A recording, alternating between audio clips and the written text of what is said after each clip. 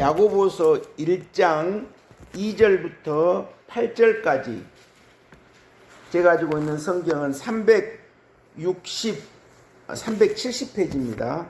야고보서 1장 2절부터 8절까지 한 절씩 교독하시겠습니다.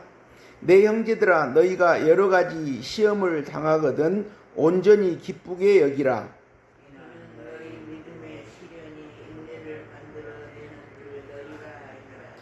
인내를 온전히 이루라. 이는 너희로 온전하고 구비하여 조금도 부족함이 없게 하려 함이라. 너희 중에 누구든지 지혜가 부족하거든 모든 사람에게 후히 주시고 부짓지 아니하시는 하나님께 구하라. 그리하면 주시리라. 오직 믿음으로 구하고 조금도 의심하지 말라. 의심하는 자는 마치 바람에 밀려 요동하는 바다 물결 같으니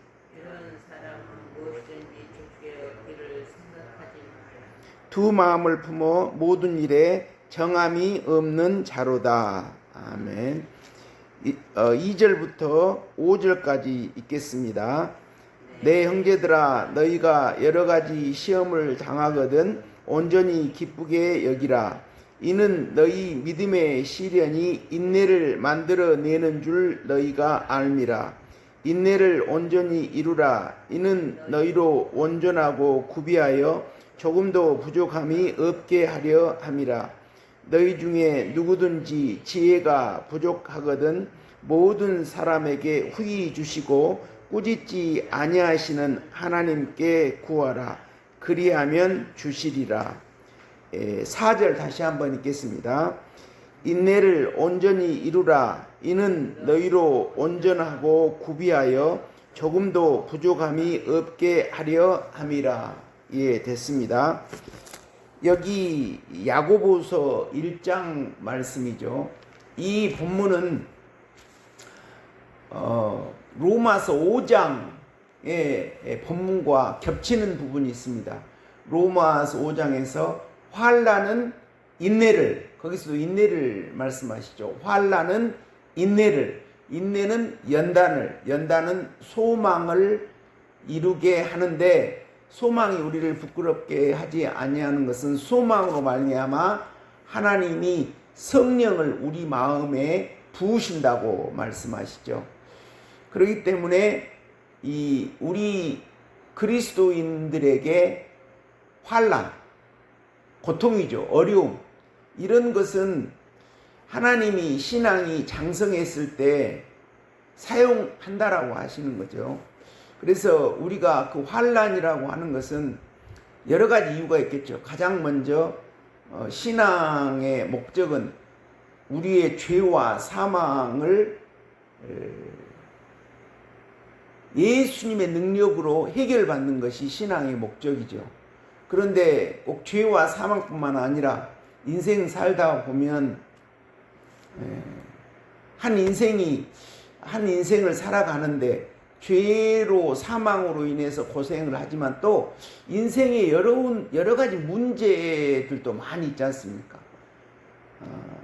저도 한 인생을 살아오면서 공부하고 직장 생활하는 이런 것에서도 어려움이 있거든요. 직장에서의 어려움, 이러한 어려움이 인생에는 다 있게 되는데, 어쨌든 죄로 인한 것이든지 인생의 문제로 인한 것이든지 예수님 믿는 사람에게 환난이 있다라고 하는 거죠.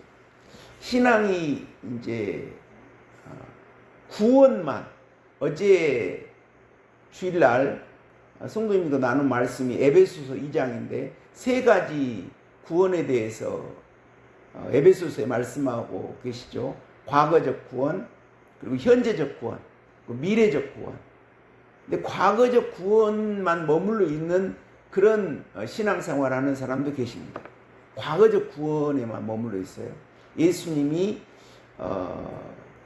우리들을 위해서 십자가에 못 박아 돌아가셨다. 그래서 우리에게 구원을 주셨다, 과거에.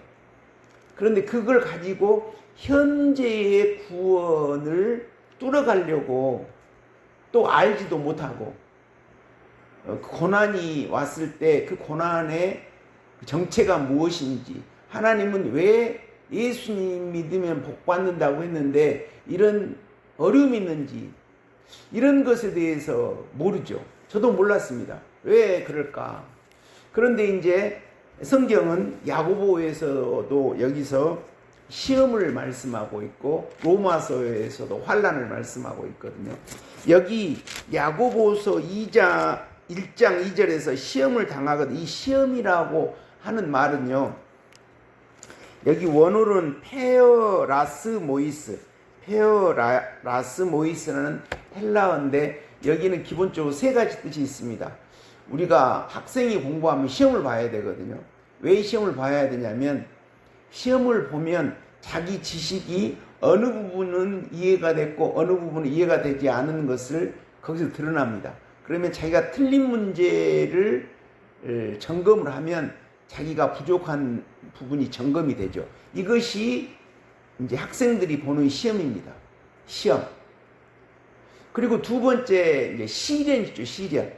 여기 본문은 시련을 말씀하는 거예요.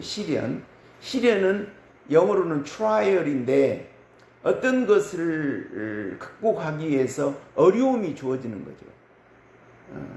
그러니까 공부를 말한다고 하더라도 공부가 초등학교, 중학교, 고등학교, 대학교로 가면 갈수록 어려워지죠.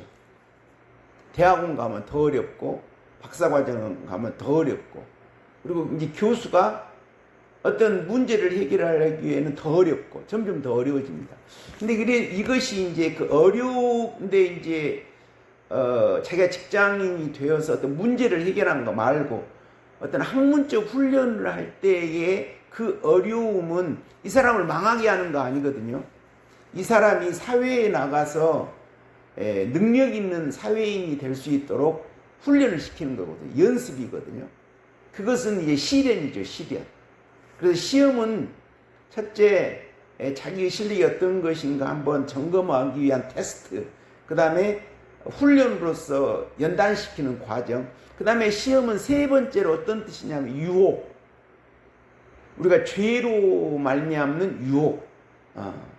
우리 그리스도인도 그런 유혹이 있죠. 모든 사람은 욕심이 있기 때문에 이런 세 가지 뜻이 있는데 여기에서는 어떤 시련과 연단, 거기 3절에 이는 너희 믿음의 시련이라고 또 여기서 성경은 이렇게 번역되어 있죠. 시련. 그래서 여기서 야고보서의 1장에서 말씀하시고 계시는 것은 믿음의 시련, 이 시험이 시련이라 하는 그런 뜻에 가장 가까운 뜻이겠죠. 그 시련이 인내를 만들어낸다라고 하는 거예요. 인내. 시련을 통해서 하나님은 우리가 인내할 수 있는 그런 사람이 되도록 한다라고 하는 거죠. 누가 시험을 좋아하겠습니까? 누가 인내를 좋아하겠어요? 보통 그렇지 않죠. 이제 인생을 오래 살아보고 인생을 경험해보고 실패와 어떻게 어려움을 뚫고 나가는 이런 과정을 경험해보면 이제 인생을 많이 살아본 사람은 환난 그리고 시험 이런 시련, 그래서 우리가 인내를 해서 그 과정을 뚫고 나오는 것의 가치를 알죠. 그러나 처음 그런 시련을 겪을 때는 참 황당하고 이해가 안 됩니다. 이와 좀 각도를 달리하지만 지금 우리 대한민국이 배 만드는 기술이 좋다고 합니다. 언론에 나오면 이제 또 중국이 많이 배를 거기는 이제 값싼 노동력, 정부가 지원을 해줘가지고 우리나라보다 더 많이 배를 만들어낸 척수가 많다고 하죠. 근데 우리나라가 고부가가치의 배, 그러니까 고급 배 이런 것을 만들어내는 것은 중국도 우리나라를 당하지 못하고 그런 부분은 세계 최고라고 하죠. 그런데 지금 미국의 그 배 만드는 그런 사업이 완전히 망했어요. 근데 그것이 왜 그렇게 망했냐면 존스법이라고 2차 세계대전 때 미국은 배를 굉장히 많이 만들어서 2차 세계대전을 승리로 이끌었는데 이제 자기 나라 그 산업을 육성하기 위해서 미국에서 그 필요로 하는 군함 같은 거 이런 것들은 전부 미국의 그 조선소에서만 만들도록 법을 만들어 놨어요. 그러니까 국가의 산업을 보호하기 위해서 법을 만든 것이 나중에는 어떤 것이 되냐면 경쟁력이 없어요. 경쟁력이.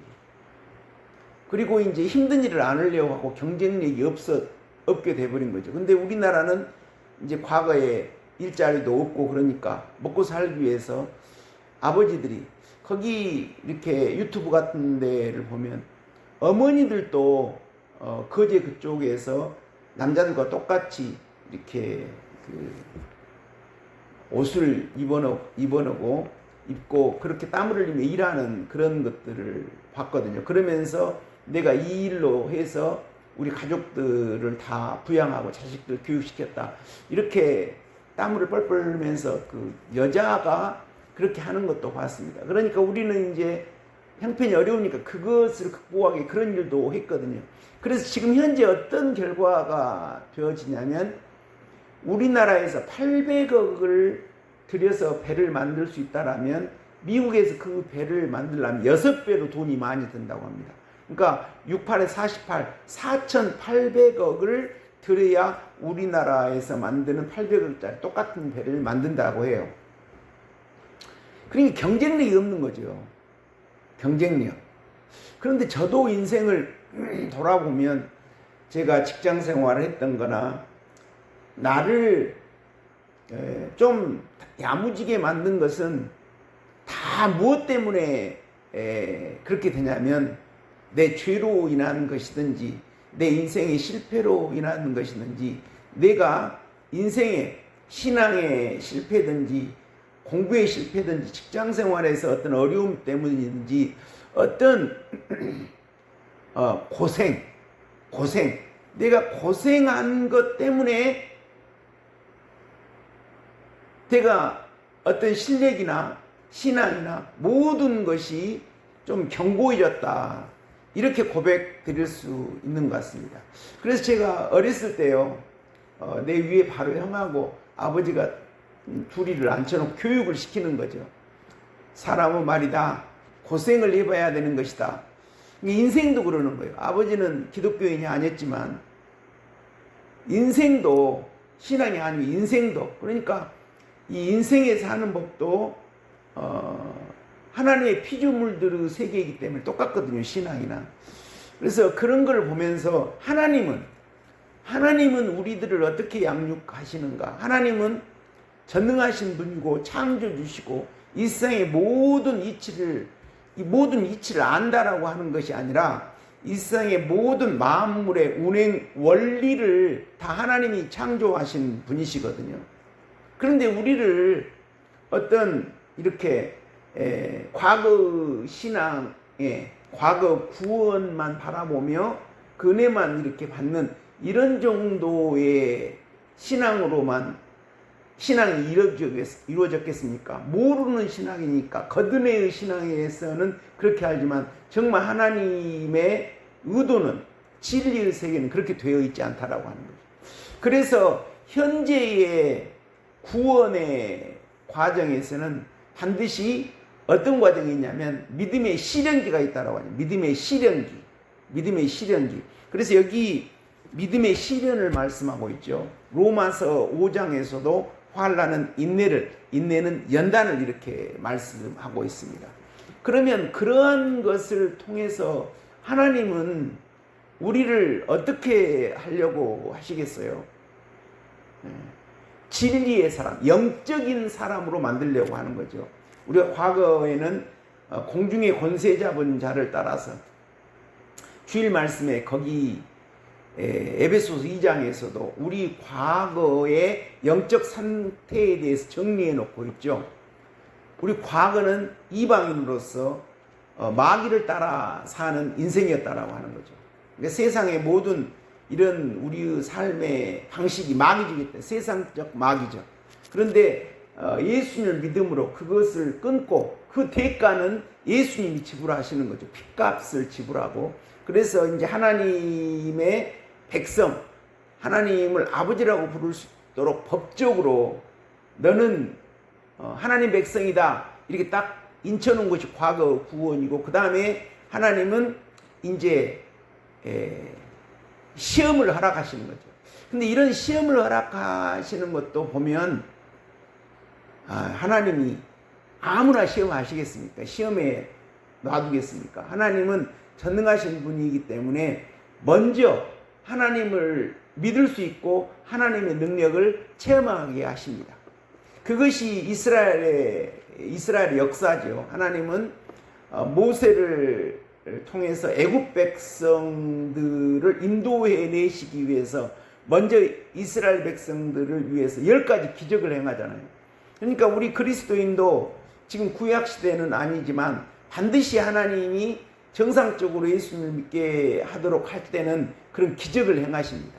우리로 하여금 믿게 하기 위해서. 근데 문제가 공생애에서도 예수님 제자들을 양육하시면서 예수님 활동할 때 반드시 예수님이 뭐를 보여줬습니까? 표적, 사인. 그러니까 예수님이 하나님의 아들이라고 하는 증거를 확실히 보여주시죠. 심지어 나사로는 죽어서 4일 동안 썩어서 냄새나고 있었는데 그분을 살려내시죠.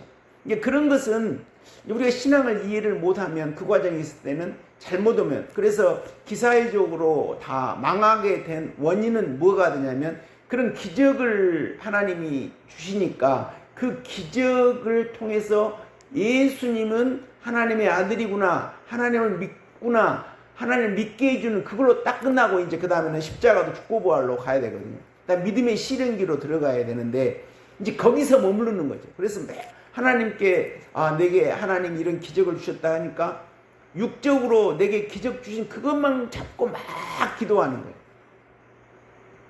그것이 많은 그리스도인들이 엉뚱한 길로 빠지고 일곱 귀신이 들어가는 그런 모습이 되는 거죠. 그러니까 이제 내가 이제 하나님 알았어. 이렇게 기도하면 하나님 주시구나. 그러니까 이것 주시고 이것 주시고 이것 주시고 계속 그렇게만 가다 보니까 신앙이 완전히 왜곡되어 버리는 거예요. 그래서 예수님은 오병이어 기적을 딱 베푸시고 나서 피해버리죠.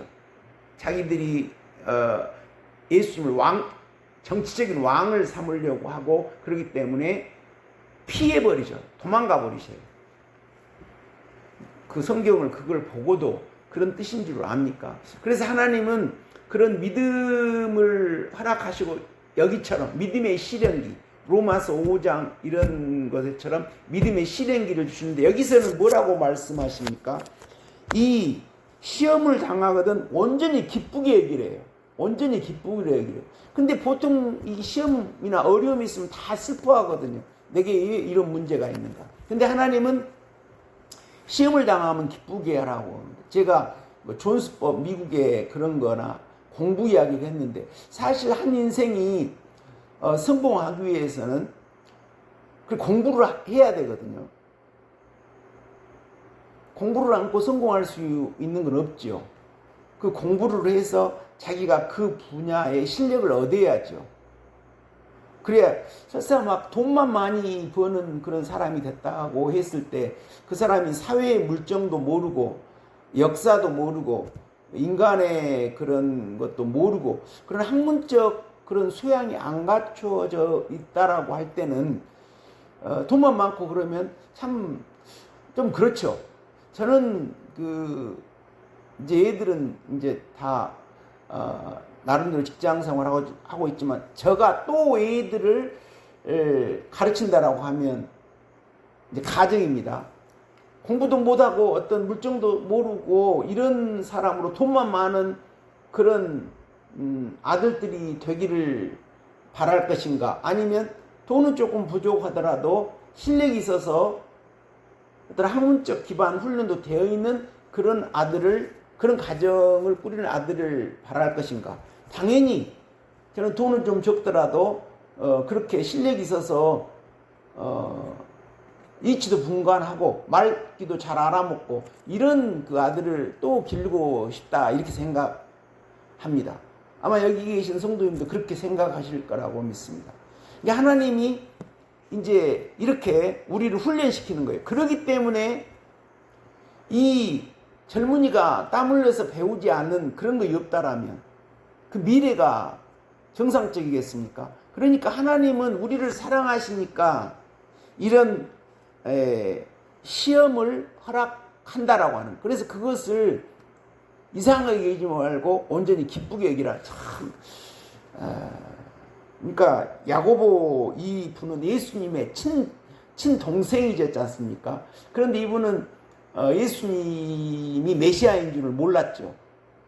그러다가 이제 예수님이 십자가에 죽고 부활 이렇게 하시는 과정을 통해서 이제 믿음을 얻게 돼가지고 예수님의 친동생이죠. 그러니까 어렸을 때는 예수님과 같이 밥을 먹고 그렇게 더불어서 생활했기 때문에 이분이 하나님이다라고 생각하기 오히려 어려웠겠죠.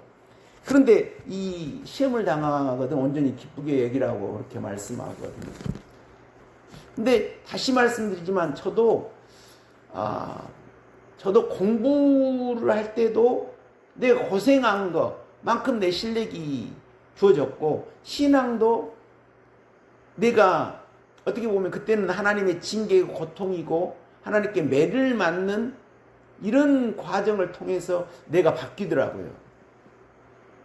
우리 인간이 왜 그러겠습니까? 우리 인간이 근본이 죄덩어리라 그렇죠. 저를 봐도 그래요.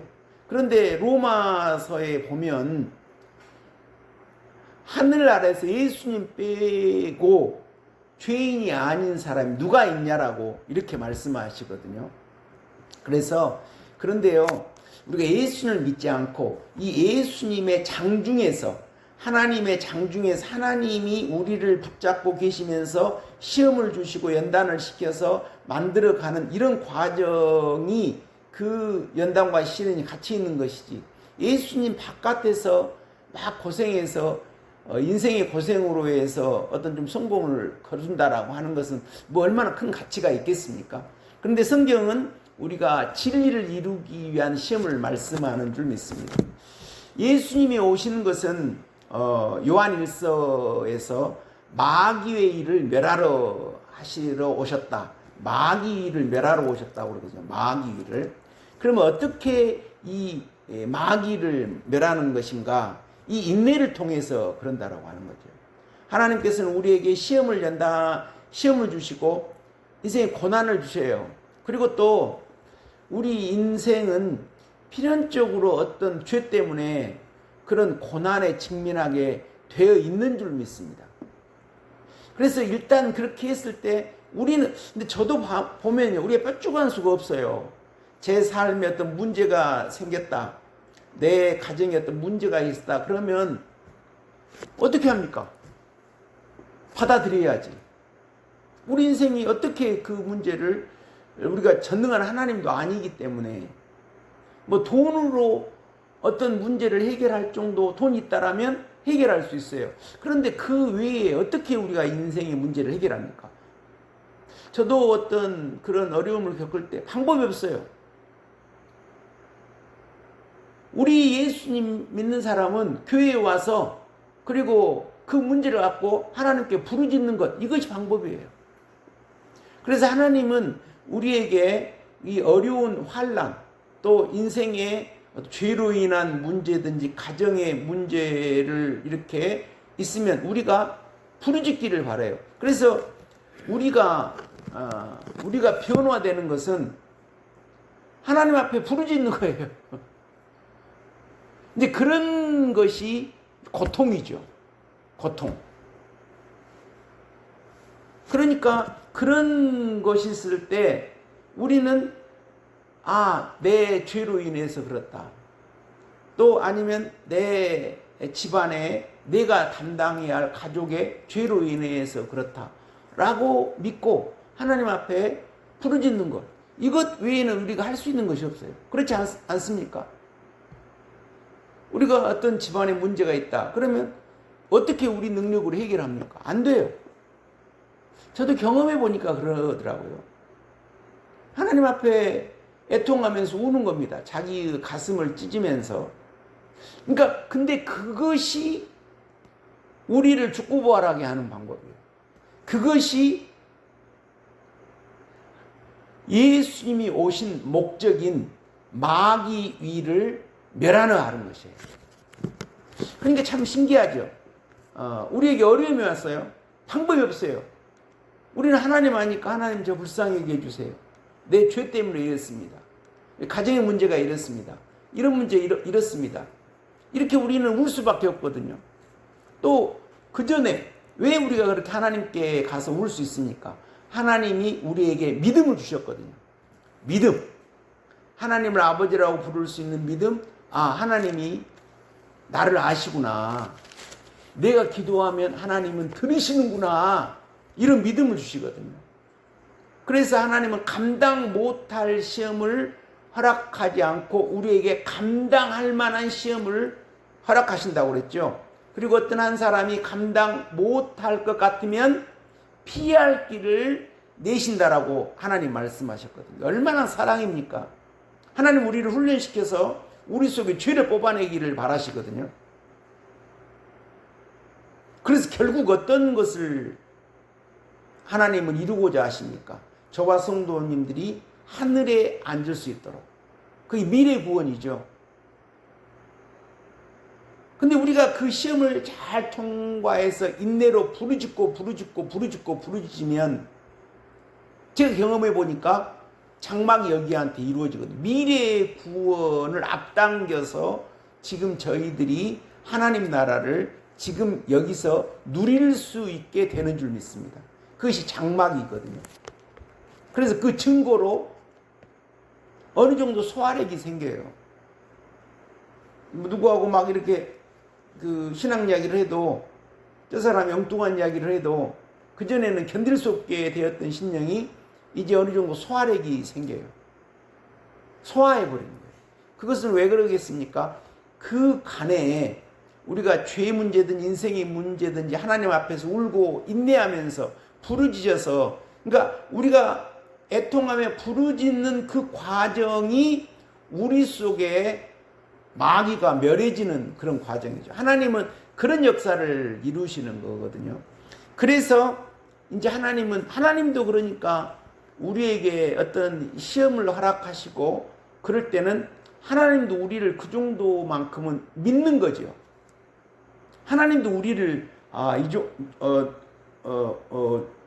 어느 교회 누구에게 내가 이 정도 시험을 했을 때 그 성도는 나를 배신하지 않고 내게 부르짖어서 자기의 문제를 해결할 것이다 라고 믿는 거예요. 그게 어디에 나왔습니까? 욥기에 나오잖아요. 마귀가 하나님이 욥을 칭찬하니까 마귀가 하나님 잘해주니까 그러시잖아요. 그러니까 하나님이 마귀에게 뭐라고 그래요? 너 시험해봐라. 그 대신 내 생명은 건들지 마라. 그 말은 하나님이 욥을 믿잖아요. 시험도 그런 줄 믿습니다. 우리에게 어떤 시험이 왔다라고 하는 것은 우리는 믿어야 됩니다. 하나님이 내게 이런 고통을 주는 것은 하나님이 나로 하여금 더 부르짖도록 하는 거구나. 내가 이 정도는 내가 감당할 수 있기 때문에 하나님이 허락하시는구나. 근데 제가 보니까요, 내가 감당할 정도가 안 돼요. 그럼 반드시 하나님은 내 능력이 아니라 다른 사람의 도움을 받아서 그 문제를 뚫고 나가도록 만들어 주십니다. 그러니까 진리의 말씀이죠. 하나님은 우리가 감당할 만한 시험만 허락하시고 감당하지 못할 경우에는 피할 길을 주신다라고. 그러니까 하나님이 그런 거 보면 우리가 하나님 나 왜 이렇게 어려워요? 내 이런 문제가 왜 그래요? 우리가 불평하거든요. 그렇지만 하나님 우리를 다 보고 계시는 거죠. 그래서 관찰하고 계시면서 우리가 애통하고 부르짖으면서 인내하면서 우리 안에 마귀를 멸하도록 하는 그런 일을 이루시기를 바라시는 거거든요. 그렇게 하면서 우리가 부르짖을 때 우리 속에 우리 주님이 우리 안으로 들어오시는, 그러면서 우리의 그 심령을 재창조해 내시는 이런 일을 이루시는 것이 우리의 신앙의 노선인 줄 믿습니다. 이래서 이것이 이제 인내의 과정인 거죠. 인내. 그러니까 하나님이 그래서 이제 이런 것을 보면 물론 그래요. 우리가 교회 열심히 다녀요. 그 윤리와 국도에 따라서 형편도 어렵지만 교회 봉헌도 하고 일도 하고 그렇습니다. 그런데 그런 경험을 다 하고 나면 이제 어떻게 고백하게 됩니까? 다 하나님이 하셨구나.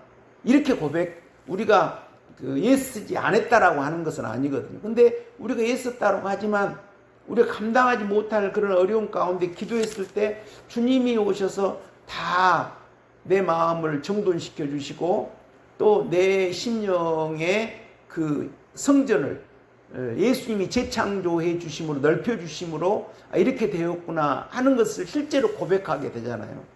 그래서 우리도 땀을 흘렸지만, 그러니까 요한계시록 15장에 보면은 그 흰 옷을 입은 자들이 자기 생명을 아끼지 않았다, 이렇게 성경은 말씀하고 있거든요. 그러니까 흰 옷을 입기 위해 성도님들이 자기와 싸우고 그 어려움을 뚫고 나가는데 생명을 아끼지 않았다라고 성경은 말씀하고 계시거든요. 근데 이제 성도 입장에서 보지만 지나놓고 보면 다 그것이 하나님이 나를 붙잡고 지키시고 보호하시고 감당 못할 시험일 때는 다른 사람을 통해서 도와주도록 하고 이렇게 눈동자가 지키시면서 만들어 주심으로 내가 흰옷을 입게 되었구나, 이렇게 자기가 고백할 수 있는 것이거든요. 그러니까 하나님이 우리를 아신다라고 하는 거죠. 우리를 지키시고 계신다라고 하는 거죠. 우리는 그 믿음의 기초가 흔들리지 말아야 될 줄 믿습니다. 우리가 설사 죄가 드러난다고 하더라도 저는 어제 그 말씀이 얼마나 복된가 그러지 않습니까? 우리의 어떤 고민이나 우리의 슬픔은 또 어떤 부분이 있냐면, 욥도 그러거든요. 내가 왜 하나님을 만날 수 없을까? 하나님은 어디 계십니까? 하나님을 만나지 못해서 서러워요. 하나님이 안 나타나니까. 자기가 어려운 건 둘째고. 그런데 어제 말씀을 에베소서 2장 그 말씀을 보면 과거 구원으로 하나님이 우리에게 과거적 구원을 주셨다라고 하는 그 구원은 흔들릴 수가 없거든요. 왜 그러냐면 하나님이 붙잡고 있기 때문에요. 그것이 우리 속에, 그러니까 우리가 이제 어떤 인생의 실패를 했다라고 하는 것보다도요, 내가 죄에 끌려서 죄를 져요. 내 의지로. 그것이 가장 우리에게 큰 고통이죠. 내가 왜 그랬을까? 그랬을 때 사탄 마귀는 나한테 찾아옵니다. 너 같은 것이 무슨 성도냐? 너가 예수님 믿는 사람이냐? 왜냐하면 마귀는 참소하는 사람이기 때문에요. 그래서 제가 한 40대 이럴 때 제일 많이 내가 내 스스로에게 나는 십자가도를 하고 있나? 나 같은 것이 이런 생각을 진짜 많이 했거든요. 근데 그거 바람직한 거 아닙니다. 그 마귀의 꼬임에 넘어간 거예요. 그럴 때 우리에게 힘이 되는 말씀이 저는 에베소서 2장에서 어제 성도님과 나누었던 과거적 구원이거든요. 내 이런 죄인의 모습, 내 이런 연약한 모습을 하나님은 아시고 불러주시고 그 내 죄를 예수님이 담당하도록 해주셨다라고 하는 것이 과거적 구원이거든요. 근데 지금 우리가 실패하고 있다 하더라도 우리가 일어서면 그 과거적 구원에 하나님의 은혜가 우리에게 역사한다라고 하는 거예요. 참 놀랍죠. 근데 우리가 그것을 망각하거든요. 우리 속에 이 시험이 올 때, 내게 죄가 드러날 때. 근데 하나님은 내 속에 죄를 드러내지 않으실 수가 없어요. 하나님은 나를 시험하지 않을 수가 없어요. 왜냐하면 나를 더 온전하게 만드셔야 되니까. 그래서 우리 속에 죄가 드러나서 또 그것을 주님 앞에 가가지고 우리가 또 인내하면서 부르짖어서 그걸 토해내고 시인하고 자복하고 회개하는 그런 과정을 하지 않도록 할 수가 없어요. 그런 과정을 통해서 비로소 그러잖아요. 우리 속에 죄가 마귀일이 멸해지고 하나님은 우리 마음을 옥토로 만드시고 또 한꺼풀 한꺼풀 죽고 보아를 가니까. 그래서 우리가 거기서 속지 말아야 할 것이 마귀의 참소죠. 물론 우리가 죄인이라고 하는 걸 정당화시키면 안 되겠죠.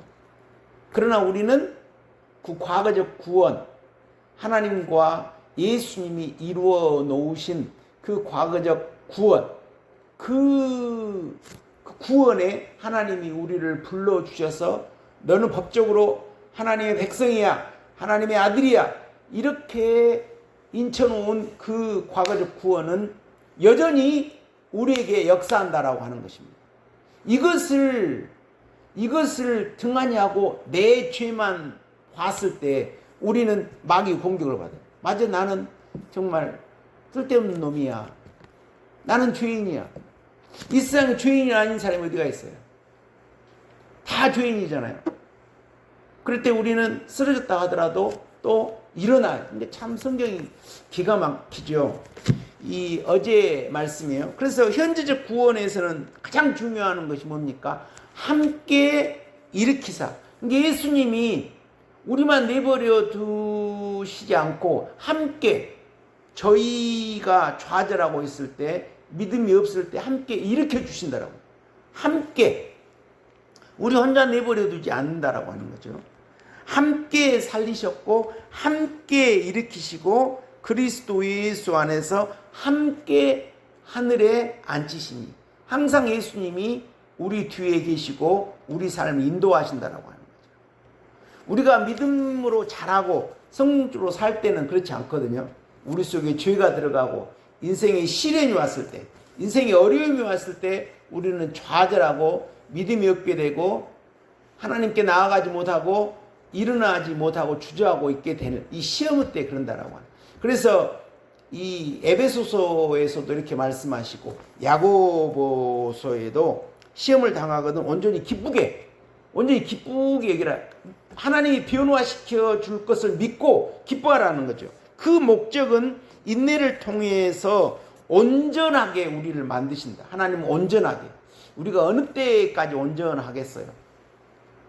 우리가 그래서 믿음, 소망, 사랑, 창세기에 요셉은 여호와거든요. 예수님의 형상이거든요. 그런데 신학적으로 예수님의 형상, 영화는 우리가 죽어야 이루어진다고 해요. 근데 이제 그 부분을 이야기하다가 이번 여름 수련회에서 목사님들 숙소에서 안 목사님과 이야기하는데, 안 목사님 어떻게 말씀하세요? 우리가 죽어서만 영화를 이루어지는 게 아니라 영화라고 하는 예수님을 닮아내는, 이 땅에서도 뭐 그 정도 영화는 아니지만 어느 정도의 예수님을 닮은 그런 모습은 이루어지지 않겠는가. 듣고 보니까 그렇더라고요. 나는 신학적으로 단순하게 생각했는데, 그래서 조금이라도 예수님같이 변화가 되겠습니까? 그러나 우리가 이렇게 갈 때는 우리 속에 예수님을 닮아지는 것이 조금이라도 이루어졌다라고 하는 거죠. 그러니까 우리가 이 땅에서도 그리스도를 조금이라도 닮아낼 수 있다라고 하는 거죠. 어떤 과정을 통해서? 이 시험을 통해서, 인내를 통해서 우리가 할 일은 애통하는 거예요. 예수님 앞에 나와서 예수님의 사랑을 믿고, 너 같은 죄인이 어떻게 예수님 앞에 나오냐? 그 마귀가 하는 거라는. 예수님이 과거에 우리의 그런 죄를 다 담당해서 우리의 죄까지 다 죄가 전가됐어요. 우리의 죄가 예수님께 우리가 자복하면, 시인하면, 우리는 이걸 믿고 오늘 하루도 우리에게 주어지는 죄로 인한 어려움, 가정 문제로 인한 어려움, 이것을 갖고 우리 주님께, 하나님은 여기서 말씀하시죠. 지혜가 부족하거든. 그러면 예수님께 와라, 하나님께 와라. 하나님은 후히 주신다. 꾸짖지 아니하신다. 이렇게 말씀하고 계시거든요. 우리는 죄의 문제, 우리 가족의 문제, 인생의 문제를 가지고 하나님께 달려가서 부르짖는 복된 하루가 되시기를 주님의 이름으로 축원드립니다. 하나님 감사합니다. 참 모든 인생은 시험을 좋아하지 않습니다. 그러나 오늘 야고보서 1장에서는 시험을 만나거든 온전히 기쁘게 여기라고 말씀하고 계십니다. 이것은 하나님과 예수님이 우리를 붙잡고 계시며 하나님께서 우리를 이 시험을 통해서 마귀를 멸하도록 하시고 우리를 더 온전한 심령으로 바꾸시는 그런 경륜이 있기 때문에 그런 줄로 믿습니다.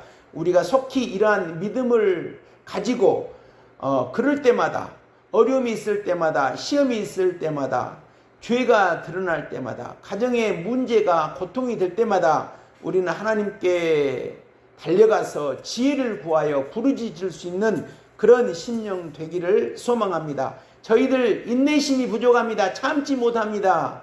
하나님 인내하는 마음 주셔서 하나님 인내심을 가지고 애통하고 부르짖어서 죄의 문제를 해결하고 가정의 문제를 해결해서 한 걸음 한 걸음 그리스도의 모습을 참 우리는 어렵지만 닮아내는 우리 오경교회 모든 성도님들 심령 될 수 있도록 하나님 축복하여 주시옵소서. 하나님 아버지 대한민국 하나님이 친히 통치자가 되어 주셔서 대한민국에 미래가 있게 하여 주옵소서. 서울 목사님 하나님이 정하시는 분량까지 하나님께서 건강을 지켜 주시옵소서.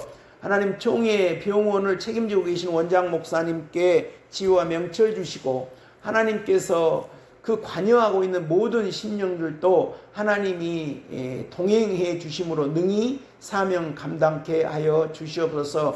하나님 아버지 우리 유점래 권사님 병중에 계십니다. 하나님의 긍휼하심이 있게 하나님께서 지키시고 보호해 주시옵소서. 기도할 수 있도록 회개의 영을 허락해 주시옵소서. 예수님 이름으로 기도합니다.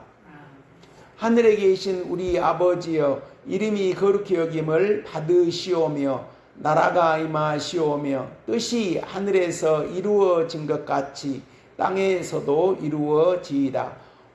오늘 우리에게 일용할 양식을 주시옵고 우리가 우리에게 죄 지은 자를 사하여 준 것 같이 우리 죄를 사하여 주시옵고 우리를 시험에 들게 하지 마시옵고 다만 악에서 구하시옵소서. 나라와 권세와 영광이 아버지께 영원히 싸움나이다. 아멘.